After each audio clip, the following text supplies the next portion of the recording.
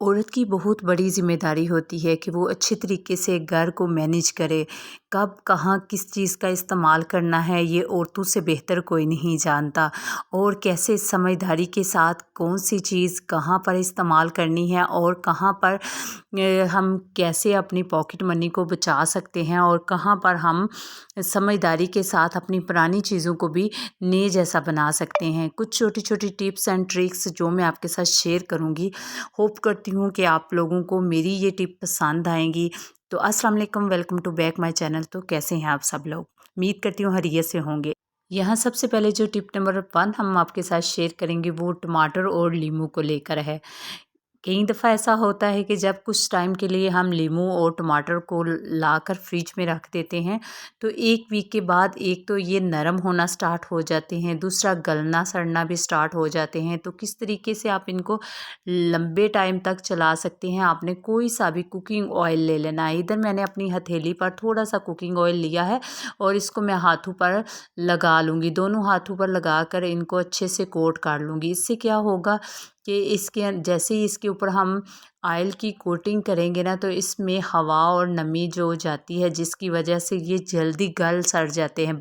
Oil लगाने से ये बहुत अच्छे से कवर हो जाएंगे और जहाँ ये 1 वीक निकलेंगे वहीं ये टमाटर आपके 2 वीक तक चलेंगे और बिल्कुल भी ख़राब नहीं होंगे। बहुत ही कमाल की टिप है, लाजमी ट्राई करिएगा और बताइएगा कि आपको ये टिप कैसी लगी।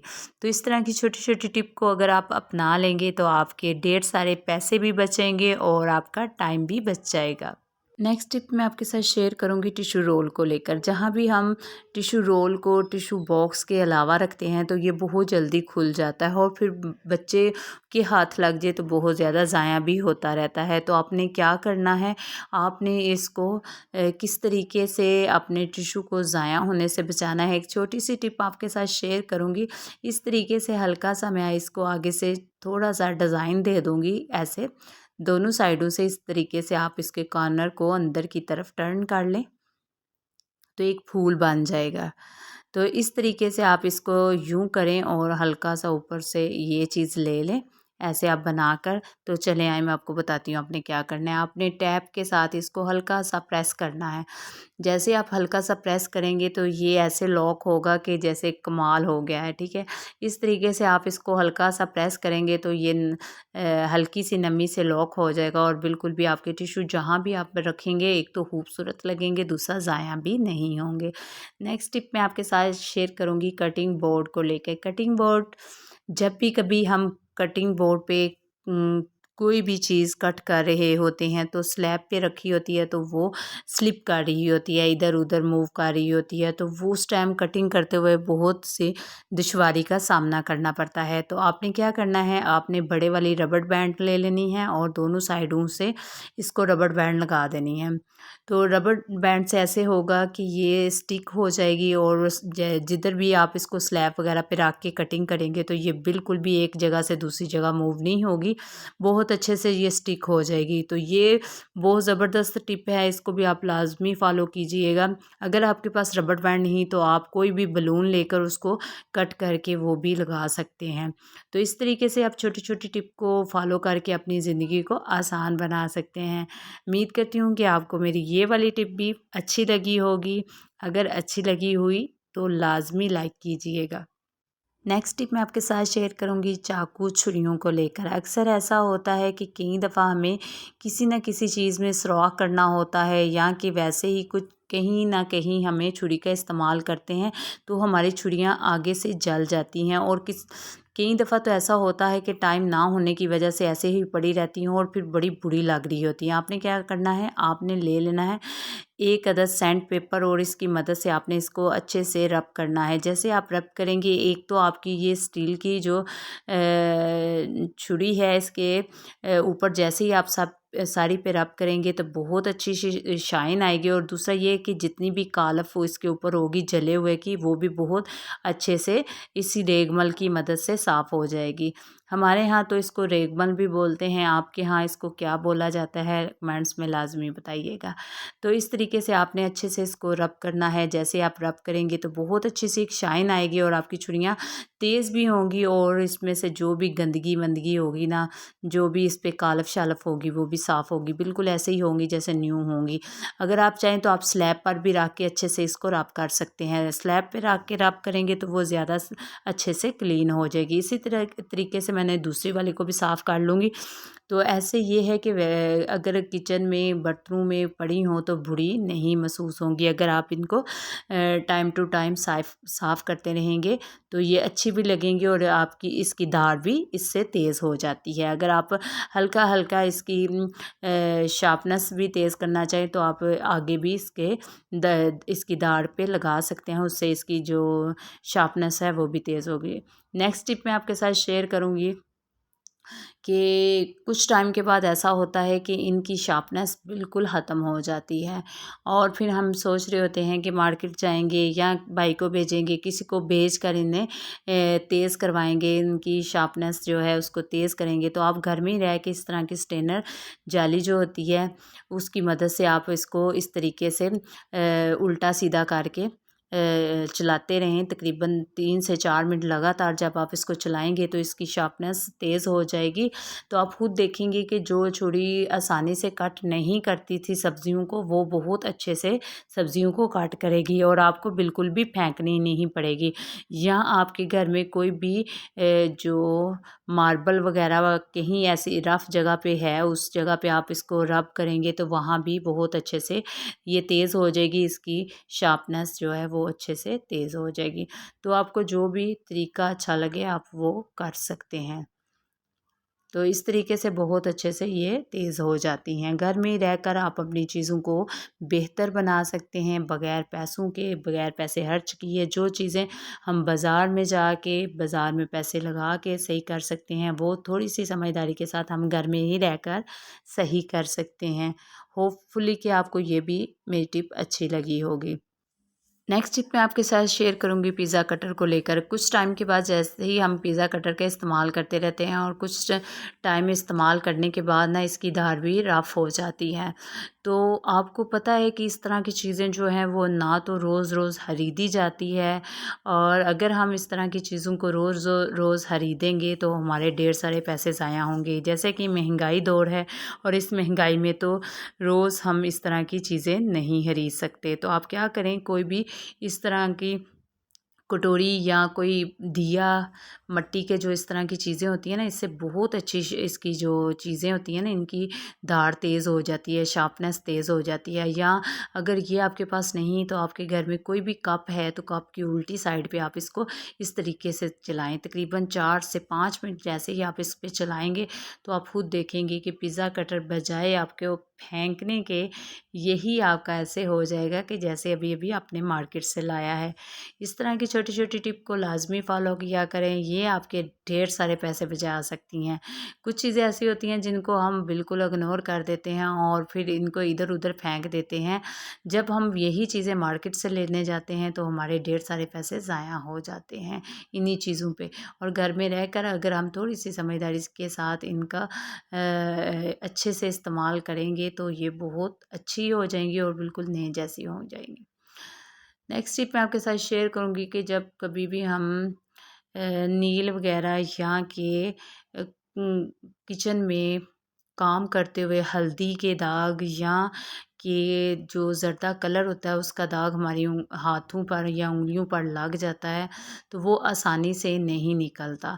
तो आज मैं एक आपको छोटी सी टिप बताऊंगी कि आपने नेल रिमूवर ले लेना है और कॉटन पे लगा के उसको अच्छे से अपनी जिस जिस एरिए पे कलर लगा हुआ है आप अच्छे से मस लें तो आप खुद देखेंगे नेल रिमूवर की मदद से आपके हाथ बिल्कुल नीट क्लीन हो जाएंगे। नेक्स्ट टिप मैं आपके साथ शेयर करूँगी ऑयल और क्रीम की इस तरह की जो बॉटल होती है ना उनमें बिल्कुल भी नज़र नहीं आता कि हमारा लोशन कितना है, हमारा ऑयल कितना है और कितना। अगर आप देखना चाहते हैं कि हमारी बॉटल में हमारी जो क्रीमें हैं उसकी मकदार कितनी है और कितनी रह गई हैं, तो आपने क्या करना है, मोबाइल की टॉर्च ऑन करनी है और इस तरीके से आपने उसके साथ लगाना है। तो आप इजीली जान जाएंगे कि हमारे बॉटल में या हमारी क्रीम जो है उसमें कितनी मकदार है, बॉटल में क्रीम की मकदार कितनी है। तो इजीली आप इस तरीके से जान जाएंगे। तो यहाँ देखें, इतना है हमारा जो ऑयल। और इसी तरीके से क्रीम जो ऐसी बॉटल होती हैं जिससे बिल्कुल भी हमें महसूस नहीं हो रहा होता और नज़र नहीं आ रहा होता, तो इस तरीके से आप उसके साथ लगा के लाइट के साथ तो आप चेक कर सकते हैं कि कितनी क्रीम बच गई है और कब हमारी ख़त्म होगी। तो इस तरीके से आप अंदाज़ा लगा सकते हैं कि हमारी क्रीम या हमारी मेडिसन कितना टाइम तक चल सकती है। और इस तरह छोटे-छोटे जुगाड़ लगा के आप अपनी ज़िंदगी को आसान बना सकते हैं। होपफुली कि आपको अच्छी लगी होगी।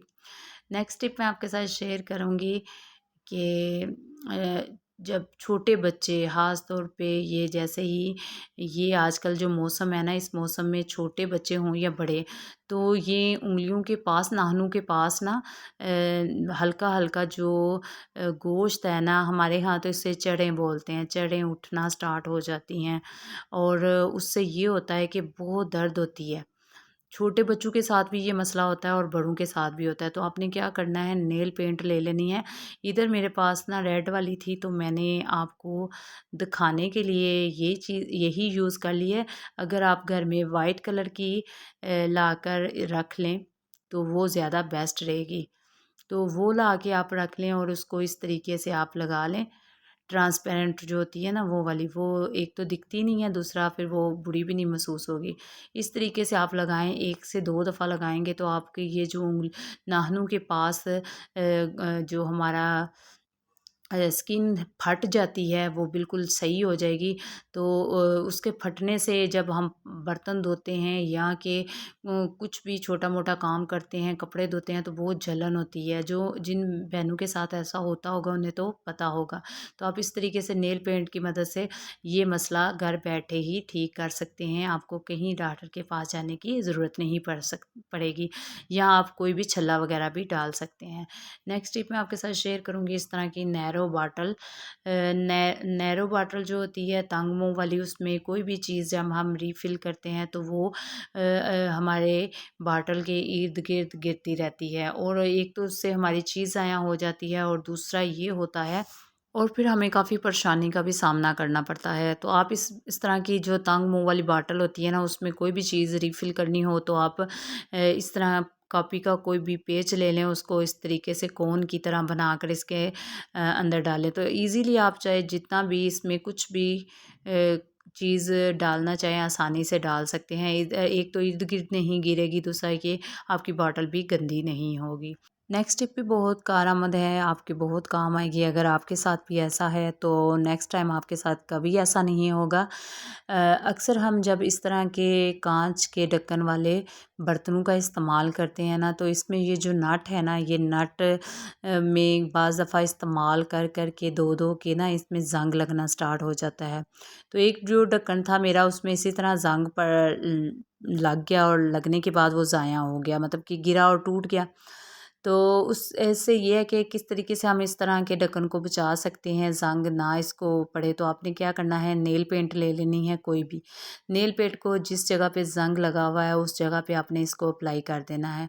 तो इसको इस तरीके से अगर आप अप्लाई करेंगे तो फिर ये होगा कि जो तो ज़ंग लग गया है वो तो है, मगर नेक्स्ट आगे इसमें इस तरह का जो मज़ीद और ज़ंग जो बनेगा वो नहीं बनेगा नेल पेंट से, उधर ही ये रुक जाएगा।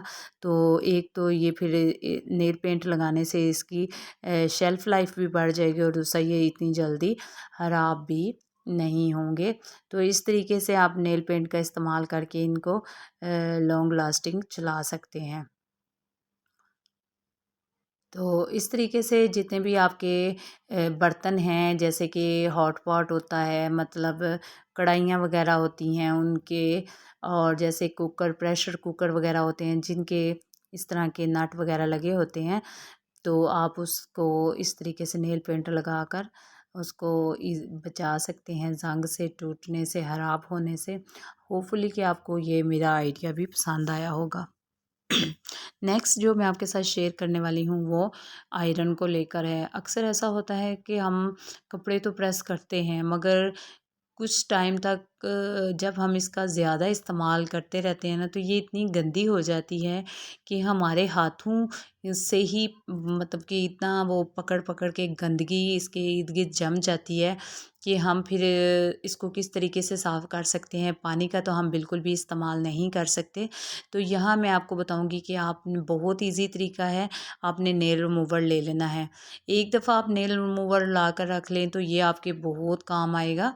तो काफ़ी टिप मैंने नेल रिमूवर के साथ शेयर की है। स्विच बोर्ड को भी साफ़ करने की टिप मैंने शेयर की है। फिर और भी काफ़ी पहले वीडियो में मैं छोटी-छोटी टिप जो हैं नेल रिमूवर के लेकर शेयर कर चुकी हूँ। तो आज हम कॉटन लेंगे और कॉटन के ऊपर नेल रिमूवर को लगाएंगे और लगाने के बाद इसको अच्छे से सारी आयरन पर लगाएंगे, ताकि इस पे जितनी भी मट्टी है, देखिए कॉटन कितने मतलब लगाने से उसके ऊपर जितनी जमी हुई मट्टी है और गंदगी है वो आसानी से साफ़ हो रही है। तो इस तरीके से एक तो ये ख़राब नहीं होगी, दूसरा जितना भी मतलब इस पे गंद वगैरह है ईज़िली साफ़ हो जाएगा बग़ैर मेहनत के और बग़ैर पैसे लगाए। आपका ये जो आयरन है वो बिल्कुल नए जैसी हो जाएगी। तो आप इस तरीके से आप महीने में एक दफ़ा तो लाज़मी ही इसको साफ़ किया करें। जली हुई आयरन की टिप मैंने अपनी एक पहले वीडियो में दी है, तो आप भी लाज़मी उस टिप को देखें कि किस तरीके से ईज़िली हम जली हुई इस्त्री को साफ़ कर सकते हैं। लास्ट जो टिप मैं आपके साथ शेयर करूँगी बहुत ही ज़बरदस्त है कि बाज़ दफ़ा ऐसा होता है ना कि कुछ टाइम पे अगर हमें हमारे जो मर्द हज़रात हैं ना उन्हें टाइम टू टाइम चीज़ ना मिले, तो फिर हमें बहुत ज़्यादा परेशानी का सामना करना पड़ता है और तो कई दफ़ा तो फिर डांट भी सुननी पड़ जाती है। तो यहाँ मैंने ले लिया है थोड़ा सा कोकोनट ऑयल और इसमें मैंने डाल लिया है नील। ये आप तब कर सकते हैं कि जब आपको परेशानी हो और आपके पास शू शाइनर ना मौजूद हो या पॉलिश ना मौजूद हो, तो उस टाइम पर आप इसको बनाएं। चंद देखें मैंने हाफ़ चम्मच के करीब मैंने कोकोनट ऑयल ले लिया था और चंद ड्रॉप नील के लिए थे। यकीन करें कि जब आपके पास शाइनर भी ख़त्म हो चुका हो और पॉलिश भी ख़त्म हो चुकी हो और कहीं आपने फंक्शन पर जाना हो और आप चाहते हैं कि आपके जूते बिल्कुल न्यू नज़र आएँ, ऐसे शाइन आए कि सभी आपकी तारीफ़ें करें और पूछें कि भई आपने नया जूता कहाँ से लिया है। तो तब ये टिप आप फॉलो करेंगे ना तो यकीन करें कि परफेक्ट है। कोई ये नहीं कहेगा कि आपने पुराने जूते को अच्छे से पॉलिश करके आप पहन कर आए हैं। तो इस तरीके से आपने कॉटन की मदद से सारे जूते पे इसको लगा लेना है। जितना मैंने डाला है एक जूते के लिए मतलब बहुत है। तो आप एक साथ इसके ऊपर सारे सारे को लगाएँ, लगाने के बाद नीचे सोल में भी लगाएँ, अच्छे से आप इसके ऊपर कोट करें और कोट करने के बाद फिर आप कोई सा भी रफ़ कपड़ा ले लें। रफ़ कपड़े की मदद से आप अच्छे से इसको रब करें। जैसे ही आप अच्छे से इसको रगड़ेंगे, साफ़ करेंगे, तो यकीन करें कि ये इतना ज़बरदस्त तैयार होगा ना कि आप हैरान रह जाएँगे, ठीक है? ये देखें यहाँ मैंने थोड़ा-सा ले लिया है। जब कभी आप इस तरह की मुश्किल में हों तो ये वाला शाइनर तो लाज़मी बनाएँ और बना कर लगाएँ और फिर खूब तारीफ़ पाएँ। आप देख सकते हैं मेरा जूता कितना ज़्यादा शाइन कर रहा है और बिल्कुल ऐसे ही लग रहा है कि जैसे अभी-अभी डिब्बे से निकाला है। तो इस तरीके से आप अपने घर के जितने भी ब्लैक जूते हैं ना उनको चमका सकते हैं, साफ़ कर सकते हैं बग़ैर मेहनत के।